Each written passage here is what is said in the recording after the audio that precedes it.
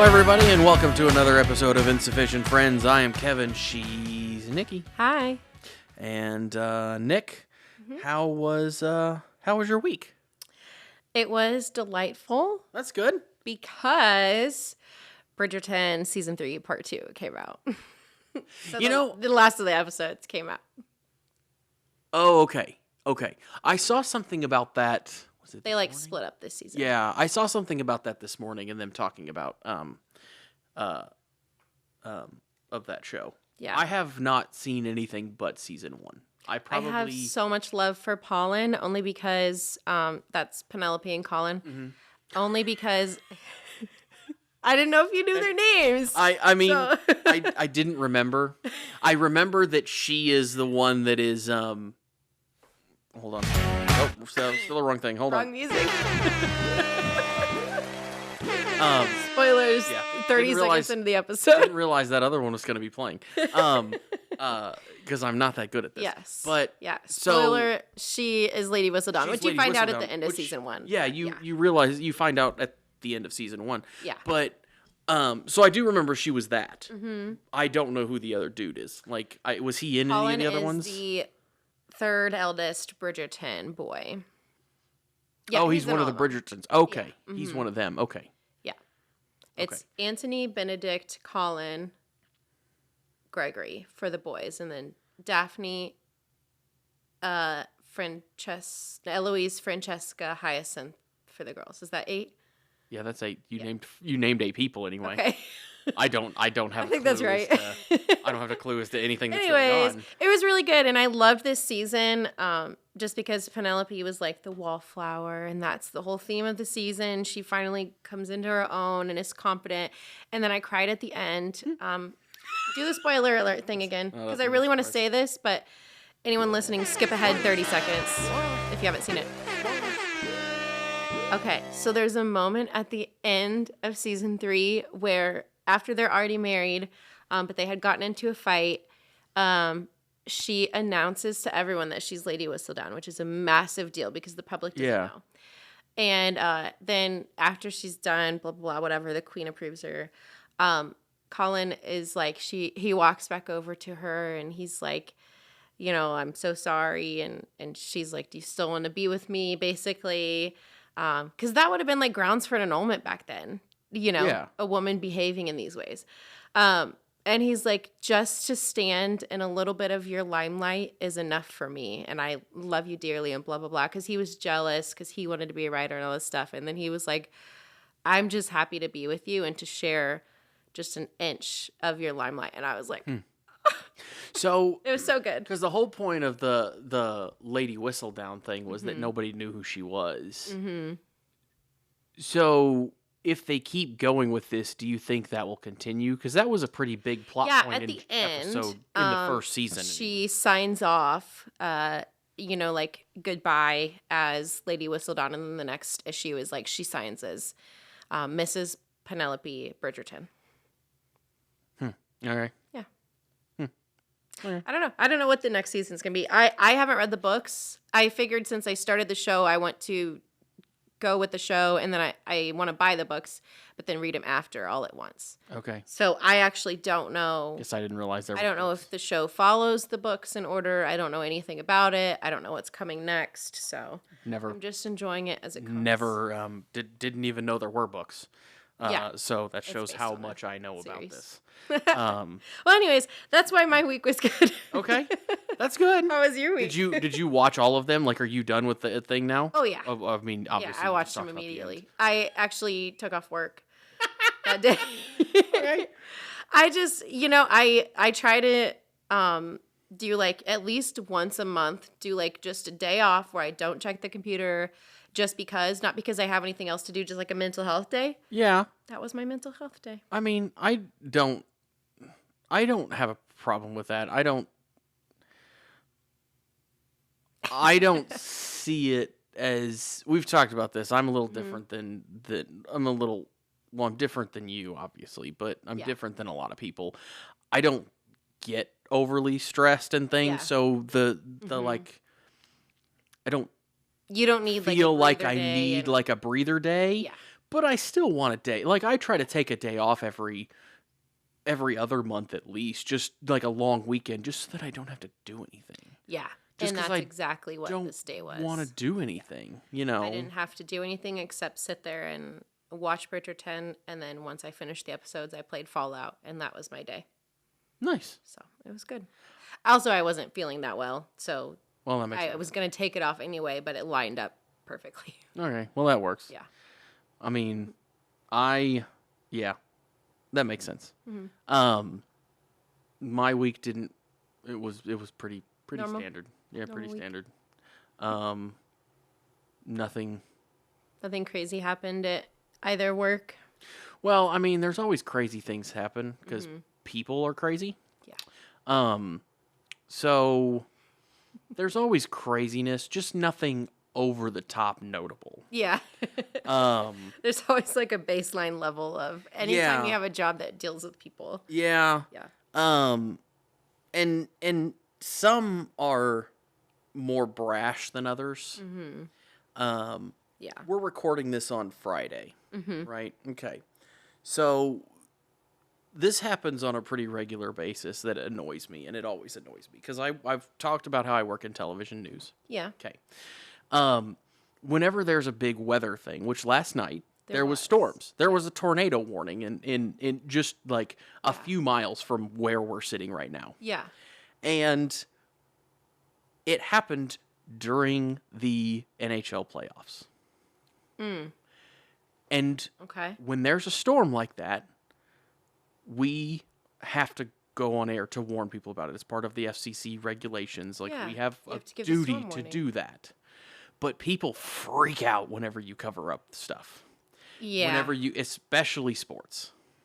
And so we got emails. Yeah. I saw several emails this morning after that happened, and I'm just like, guys, listen. There was a tornado warning. Just because it's not raining or whatever where you're sitting doesn't mean somebody within 100-mile radius, which is everything that we cover, isn't under those same So you might be sitting at home watching hockey while someone else's house is literally getting destroyed, but you're mad about hockey. Yes. Because there was a couple houses that people had to move out of because trees fell on them and things. It was in Sturgeon area, right? Sturgeon, Hallsville. Because I got a thunderstorm warning, dangerous thunderstorm alert, blah, blah, blah. I even got text from Farmers Insurance. I have alerts for them. And they were like, hail. And then I did not see the tornado warning until an hour later because it didn't give me a push notification. It didn't come in where you are. I guess so. It was north and But it east. said Boone County. We're in Boone County. Yeah, but Boone County a few years ago split the county into 3 sections. So now when it does, it does then that's different why. parts. Yeah. I just thought it was odd. I was like, wait, this was an hour ago. Yeah. See, I get all of them. Because obviously, and I have a weather alert radio because I'm 1,000 years old. I have one too, only for emergencies. That like it's a hand crank one. Oh no, like no! If mine is my regular alarm clock, it sits next to my bed. So anytime within our what is the television station that I work at within our viewing area. If anything happens in there, feeds everything to you. It feeds everything. So I hear flood watches, thunderstorm warnings, tornado warnings, everything. And I was asleep, and I heard it go off, and I woke up, and I was half awake, and I heard it say tornado, and I was like, okay. And I listened to it for a second, and then it said Sturgeon moving southeast, and I'm like, okay, it's gonna miss me, and I hit the snooze button, and I went back to sleep. So it's but yeah, whenever storms happen, we have to go and warn people. That's part of the job. Just such a crazy thing to get mad at. But then again, most people are not rational. I always thought about this when they talked in school about the rational people theory and court cases and things. You follow the rational people theory, and I'm like, most people are not rational. No, most people are not rational. And and also when I've talked to my dad about this, but when it comes to sports either, you're in sports, what are you called? A fan. What is a fan short for? Fanatic. Yeah. What is a fanatic? A crazy person over the top of something. So it's it's kind of that, I get Not it. to bash all sports fans. No. I definitely like sports too, but not bashing when all it's to sports that point fans. where there's a tornado warning and you're like freaking out because that got played, whatever. Yeah.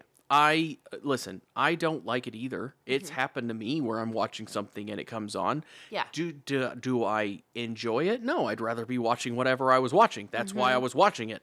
Yeah. But there is, like, you have to warn people when something dangerous is happening. It's just the way it is. Yeah. So, anyway, On that note, thanks for listening to my rant. This has been Rant Corner with Kevin. I feel like the last couple episodes we've started out with just absolute ranting nonsense before we even get into our topic. And then we're like, why are our episodes so long?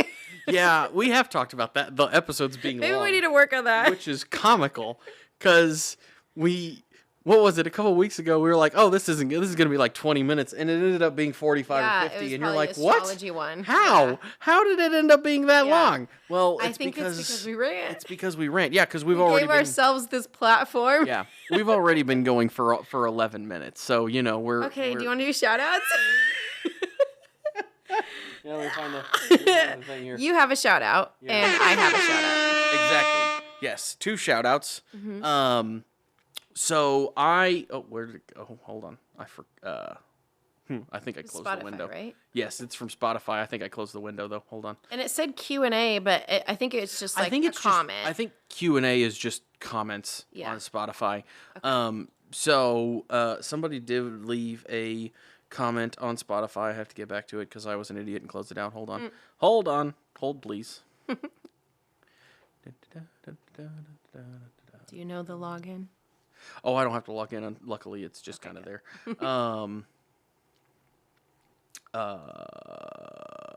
Marie Cruz. Marie? Yeah, Marie. Hi, Marie. Cruz. Hello, Marie. She said the Fallout show was good. Also, the zombie show you were trying to remember is The Last of Us. Yes, thank you. Pedro Pascal, so good. Yes. Pedro Pascal Pedro Pascal is good. I hadn't seen that show specifically, but and she says they're Pedro filming Pascal season 2. is... So she says they're filming season 2 now. So that will be, I'm sure, coming out in the next 5 years or something like that. With how some of these I know the shows some of these so shows long. seem to come out. So Yeah. anyway, you had a shout out as well, I guess. Yeah. So mine is actually to you, Kev. Why is it? Wait, Shout out to you. Okay. Okay, so I went back and listened because I hadn't listened to any in a while just because I've been so busy. Usually I listen as they come out because I critique myself. I interrupt you so often. And so I wanted to shout out to you and say I'm sorry.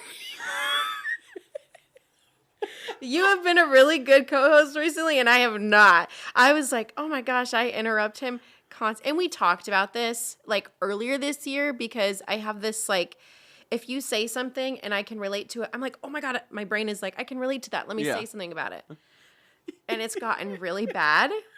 So I'm going to try to work on that. I mean, I don't notice it, so okay, well, it's not. I did. Yeah, it's not that big of a deal. I feel like we talk over each other half the time, so it doesn't. Yeah, like, probably. I don't. Yeah, thanks. I might have been overly critiquing myself, but I was like, Probably. oh my God, I was like counting, like I have cut you off like 17 times. Yeah, it is what it is. It's fine. We have fun. That's all that matters. I don't have an applause button. You have the applause button, but I'll give you a round of applause because you've been a great co-host. Applause. Where's the applause? Hold on. We got it somewhere. There it is. Yay for Kevin. Yeah. Anyway, so this week's episode. This week. Yeah. This week, we try not to talk politics. Well, actually, we don't talk politics. We specifically do not talk politics because we don't want to. Just try to keep it more like, because everything around us is so heavy. I like that this one thing that we have is like light, fun. We can talk about things we're interested in. Well, today we're going to talk politics from 250 years ago. Yeah.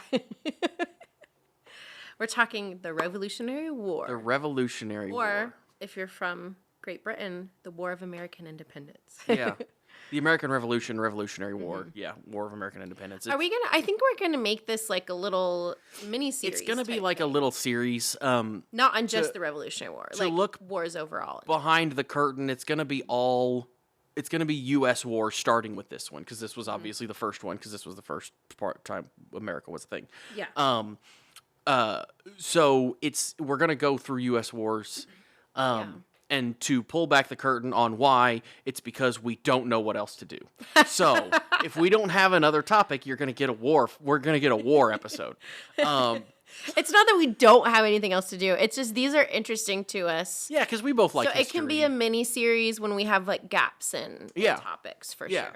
Because in a couple weeks we've got some people coming on over the next couple weeks. Yeah. And we're going on a trip to do some things for a couple weeks. So we've got other things happening, but sometimes it's hard to come up with stuff to talk about. And also we can't do like a trip or a guest every week. It just gets way too intense. Exactly. For this not being our full-time job. Exactly. So, because yes, this is definitely. But I'm excited. And so next week we're going to have my friend Mariah on and we're going to talk to true crime again, and then we'll be going to St. Louis. So yeah, good stuff's in the works, but I genuinely was excited about this because we looked up the American side of it, and also I researched the British side of it, which I'm excited to hear the British side. Yeah, being American, you know, obviously in school we learn The mostly American side. our side of things, which we learn our side of a lot of things. Yeah.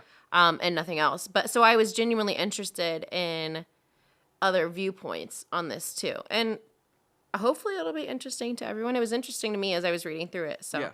Well, I mean, what is the I mentioned this before, is it the I don't know if it's actually a saying, but it's what I've always heard, is that history is written by the victors. So, you know, whoever wins is who writes this. I do have some funny comments whenever we get to it of like how when like King George III had to like give a speech, and just how he spoke and reacted is just you can definitely tell that they were not anticipating to lose this.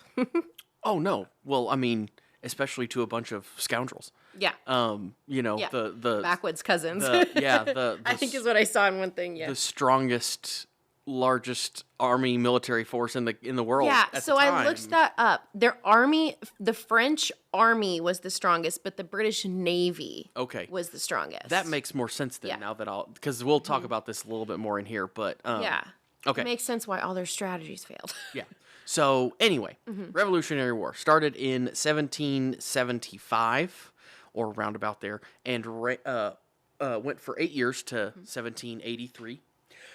Oh man, it's gonna be one of those days, I guess.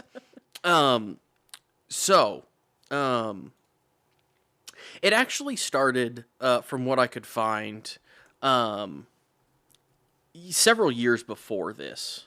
I'm sure the tension and turmoil. Yeah, always, so there's a buildup. It started several years before this with the 7 Years' War, or the French and Indian War, which actually ended in 1763. So what is that?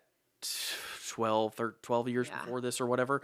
And that's partly because even though the crown won that war, they were so much in debt that they were like, okay, well, we need to make some money. That was a global conflict. So I wrote down, it was fought primarily in Europe and America. So the alliances, Great Britain and Prussia was one. And also, I tried to cite my sources on this, so I have sources, but this is a bastardized version of everything, like everything we do. Yeah.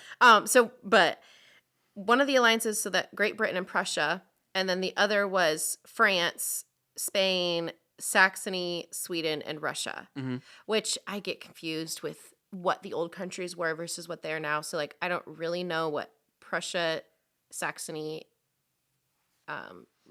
what those territories are now, but that's what it was then. Yeah. So anyway. And then it was about, like, land claims in America. Yeah. Around Pittsburgh. What is now Pittsburgh is what they were fighting over. Yeah. So, but a lot of taxes. The British started to put a lot of taxes in effect, which eventually, obviously, the Tea Act was the last one in 1773, which led to the Boston Tea Party, which everybody knows the story of the Boston Tea Party. Yeah. A bunch of guys, supposedly dressed as Native Americans, go on a ship, throw a bunch of tea overboard, and turn the harbor into tea. Yeah. And now it's like one of the biggest iconic moments of American that history. and the shot heard around the world. Yeah. Which happened a little bit later, when the British basically they marched on Lexington and Concord and just slaughtered everybody. Yeah. Yeah, fun times. So, Oh, I have a quick Fallout plug. okay. In Fallout 4, Uh-huh. Lexington and Concord, you can go around to like explore different museums, and they have museums dedicated to the Revolutionary War. And I was playing it, and Casey was like, "Why are you reading everything in the museum in this game?" Because I was like, "I'm reading about the Revolutionary War," and he's like, "This is a nuclear like bomb game." but it works. Like, why not? Anyways, I thought it was funny. Yeah. So, we also in that time had the Boston Massacre, which was British soldiers killing colonists. But yeah, during this time we had the First Continental Congress in 1774. Second one happened in 1775. And then in 1776 is when the fighting was kind of going on, and it was slowly ramping up. But in 1776 is, of course, when they signed the Declaration of Independence to declare that this is now a nation that is separate from the that officially the lit the match. Yeah. And like I said, fighting was already going on. This was not new, but it kind of kept on going for, of course, it went for another, what is it, 5 years or something, after 6 years, something like that. It was longer than I remembered. Yeah, it was an 8-year war. But eventually they got to where they were kind of in a stalemate in New England area, and the British were taking a lot of southern colonies, because the southern colonies didn't seem to be as gung-ho about seceding from the British. They didn't, from what I've read, they didn't seem to care as much. Which is weird, because I feel like it totally flipped, and from, the Civil War perspective, they were so against the established government and things like that. So you would think that, but I guess it was 100 and whatever years later. Yeah. Things change quick. Yeah. So, you also had in this time, the story of Benedict Arnold, who turned on the Americans and went back to the British. So at a later point, you have the French actually officially join the war. Yeah. And start fighting with the Americans. Which was massive. Which was a big, and you talking about the French army being the largest army at the time makes a lot of sense, because the French, even though they were helping the Americans, they hadn't fully gotten involved, and they did. Yeah, and that was actually, because I looked up the most convincing why Britain lost, the top factors. And French intervention was one of them. So, I'm sure. Yeah. Another one was geography. I don't think the British people realized how hard it would be to try to subdue and control a massive geographical area. Yeah. And they also just didn't know it as well. Yeah. And then we talked about the French army was the best, the British Navy was the best, but the British Army, their officers, there was so much incompetence. I could say that now, 250 years later. I don't know what the heck they were doing, but from what I've read in different letters and things, everyone was saying they were so incompetent with all their strategies that didn't work at all.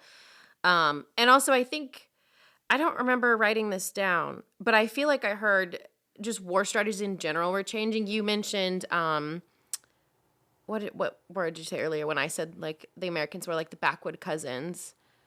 You said something else, but we just fought so guerrilla warfare. Yeah, is that what it's called? Kind of like guerrilla warfare instead of the very organized proper procedure. So I think you didn't so much as march in a line and just march up to each other and then just start shooting. You kind of snuck around and did other things. Yeah. So that was a lot, and then the last big factor of why the British lost was the debt from the war. They couldn't afford everything. But so this goes on for several years. Eventually, the Spanish also joined the Americans, and in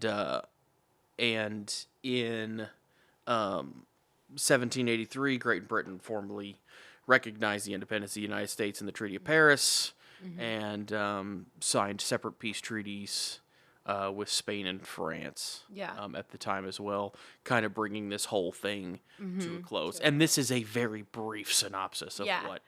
And I'll go into a little bit of the British viewpoint with like how they ended it and things like that.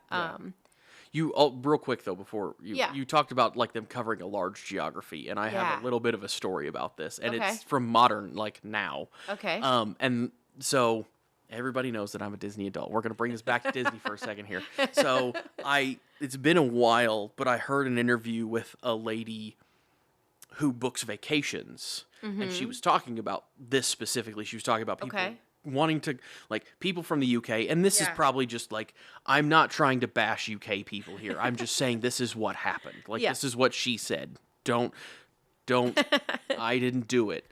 But she said this family was from like Europe or the UK or whatever, they were going to go to Disney, and they were asking her, about renting a car because they're going to be here for 2 weeks. And she's like, oh yeah, what are you guys wanting to do with the car? And they're like, well, we're going to go see, we're going to drive up and we're going to see the Statue of Liberty. And then we want to go see the Golden Gate Bridge and stuff like that. And she's like, you realize that that's not not a 2 week, you're going to be on the road the entire 2 weeks.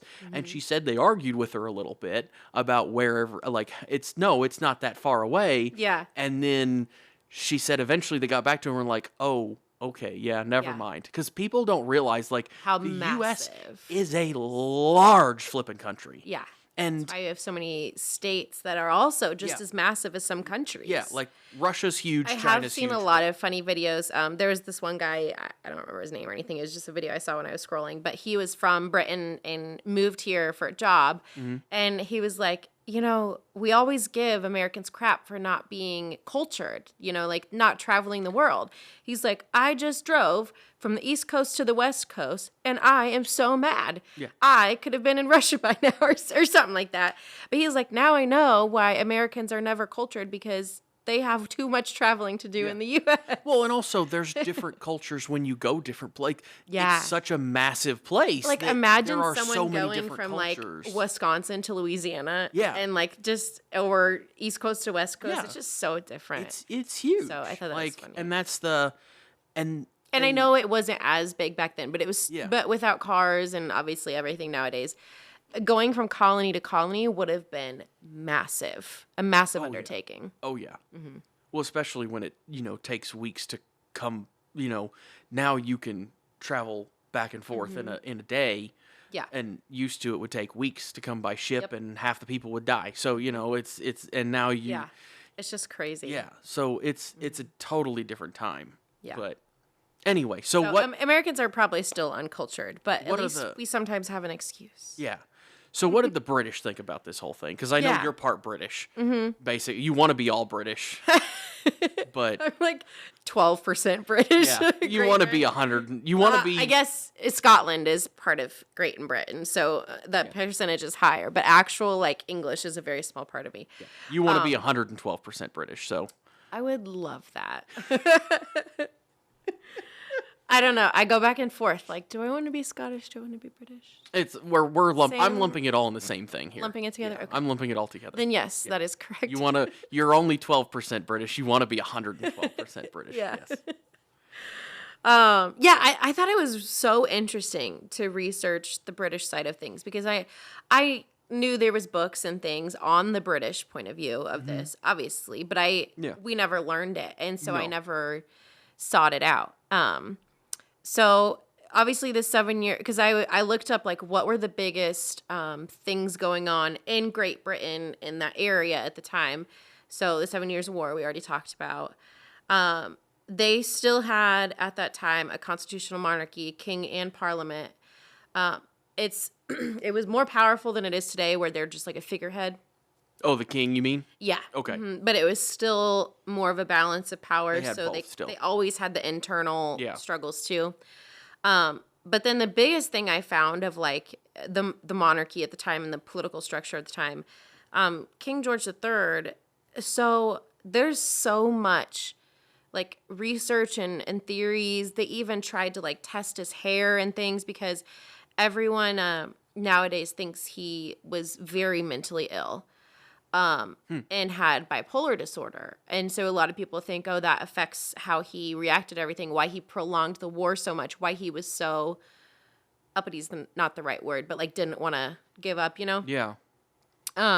So I thought this was really interesting. So I did more reading about this particular thing. And so most people think it was a mental illness similar to bipolar disorder nowadays. Okay. But it also could have been porphyria, which is a hereditary disease, which would make sense. There's so much inbreeding and things in the royal families, which back then for sure. yeah, we're gonna do a royal families episode sometime, I'm sure, and that will probably be that always comes up.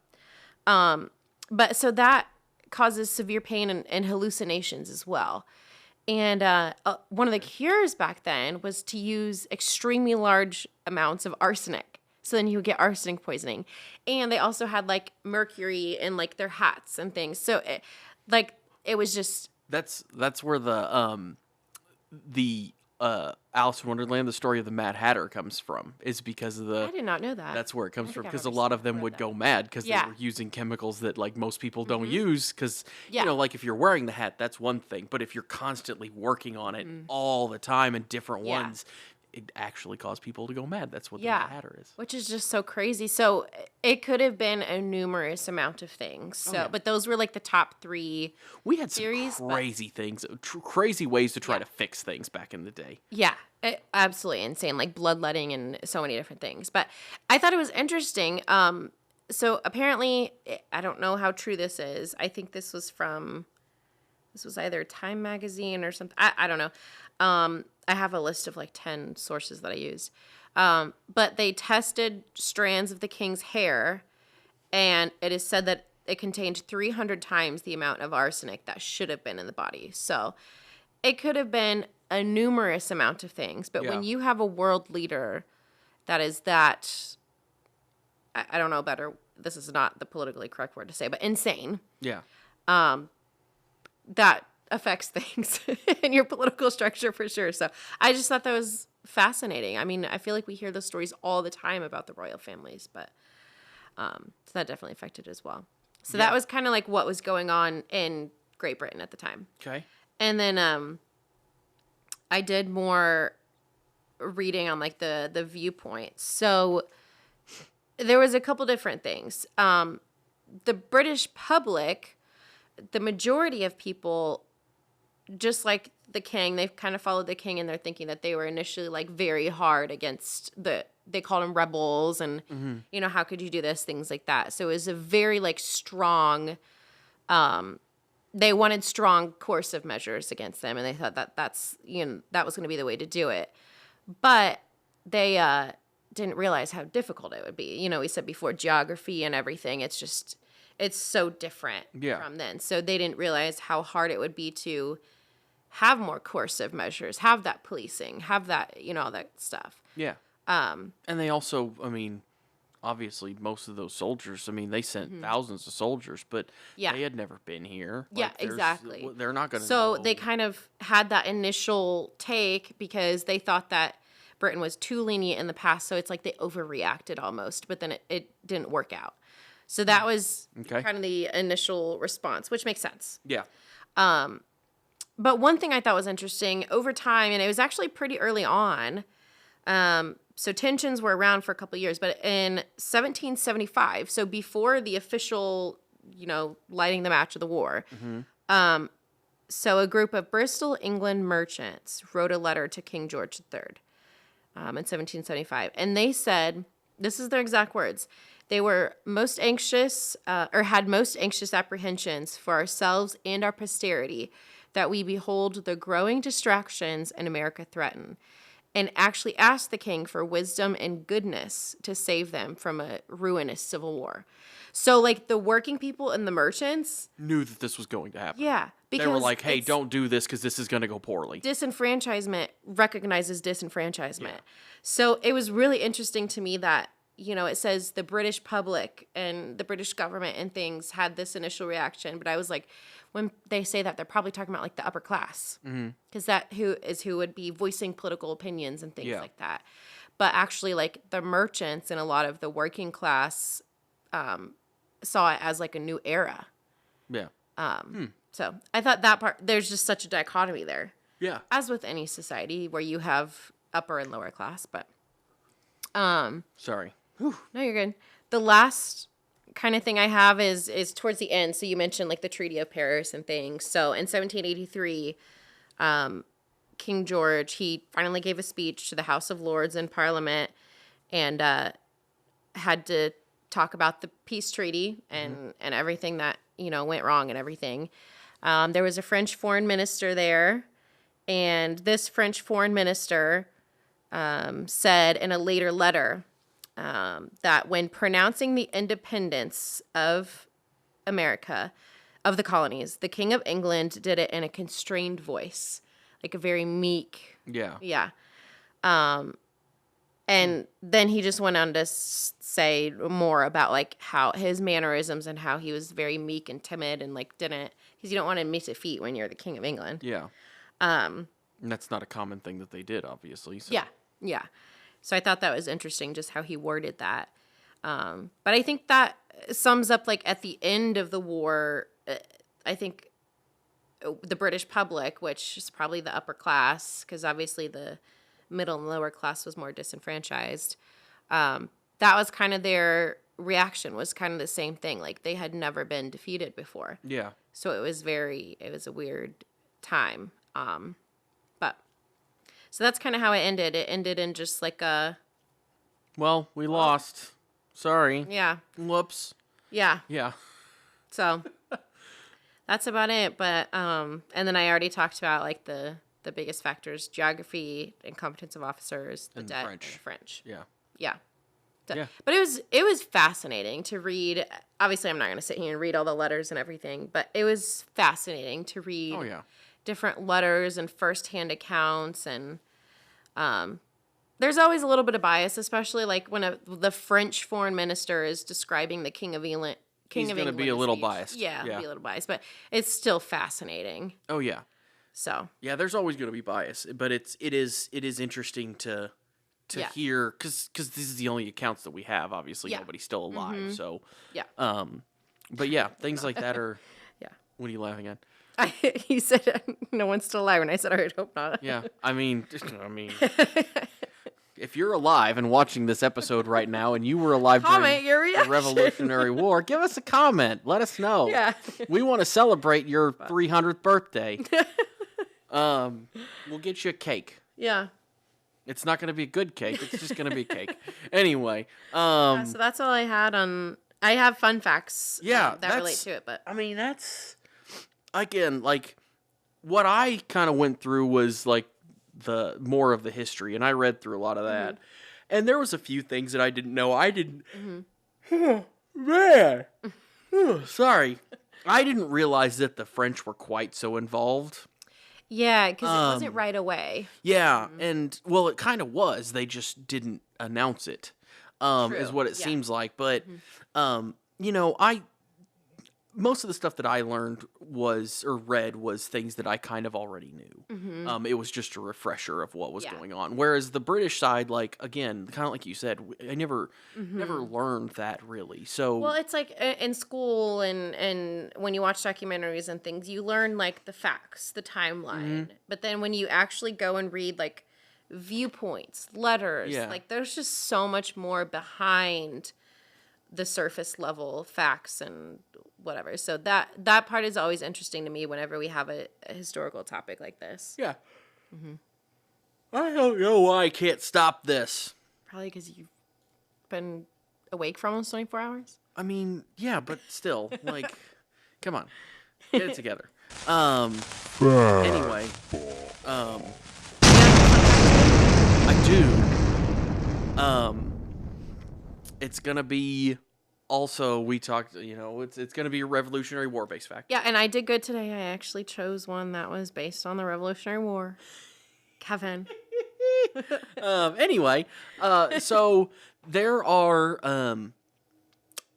during the war, there was a lot of women and. Are you really going to Native Americans. steal my fun fact, Kevin? Uh-oh.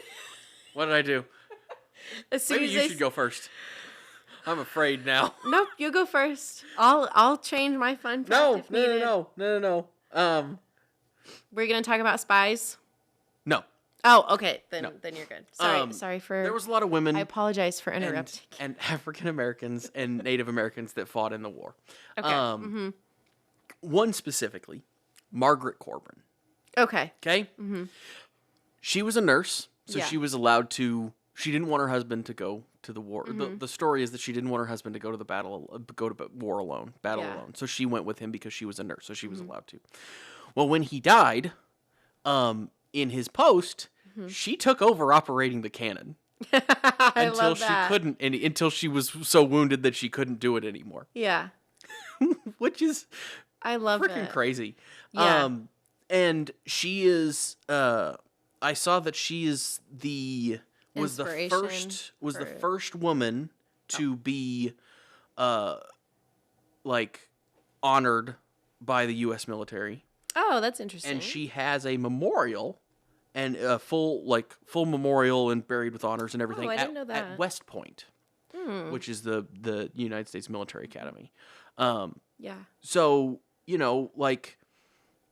I mean, I've talked with people about, like, World War II and other things, like, and how, like, the Rosie the Riveters, they would work, but they weren't considered part of the war effort. They were just kind of, like, they were very much so part of the war effort, but they weren't, from the military and the government's point of view, it's like, on the battlefield. You're just working in a factory.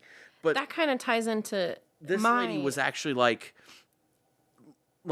on the battlefield. So I think of that World War II. I'm like, okay, well, so women weren't really, we didn't see took women over in for it their then. husbands at home, in factories. And but this lady was actually like the first one was from the first frickin' war we had. Yeah, and she's like, which is awesome. So I literally thought you were going to steal my fun fact because she is part of it, but I have one that ties into it as well. So I was going to talk about women being soldiers, and she was the one. But they were also, because they did, in the Revolutionary War, they did take over, homesteads, farming, chopping wood. There were a lot of women that took over those responsibilities. Yeah. But in addition to being soldiers, like Molly or Margaret Corbin, she inspired the legend of Molly Pitcher. So I keep saying Molly. But they were also spies. Mm-hmm. I saw that too. So many women spies. The most interesting one I saw was Sybil Luddington, 16 years old. She moved through camps and things so easily without arousing any suspicion. She actually would ride like super long distances to warn American forces of the British plans. Like she would go miles and miles and miles, camp to camp. 16 years old. That's crazy. Nowadays, at 16 years old, you're like, what am I going to wear to school today? Yeah. Do I have a car? It was also I know, a different time.